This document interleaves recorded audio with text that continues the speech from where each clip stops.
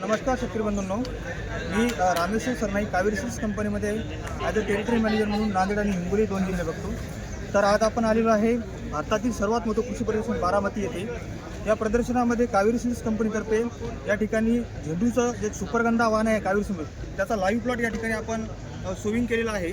तर या प्लॉट साधारणतः 60 दिवसाचा प्लॉट झालेला आहे. तर आपण बघू शकता या वाहनाचं वैशिष्ट्य जर सांगायचं झालं तर या वाहनाचं जे फूल आहे एकदा असं कॉम्पॅक्ट असं फूल आहे. कॉम्पॅक्ट फूल आहे, त्याच्यामुळं हे लॉंगच्या ट्रान्सपोर्टसाठी तुम्हाला काही अडचण नाही आहे. फूल ओव्हर मॅच्युअर झालं तरी फूल अजिबात फुटत नाही आहे. त्या वाहनाचं वैशिष्ट्य एक चांगलं आहे.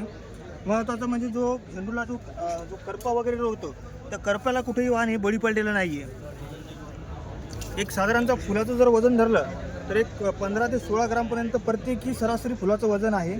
त्यामुळं तुम्हाला उत्पन्नात सुद्धा तुमचं सायमल्टेनियसली याच्यामुळे वाढतं. जास्त पाकायची संख्या असल्यामुळे तुमचं फुलांचं वजनसुद्धा वाढतं. ओके, धन्यवाद.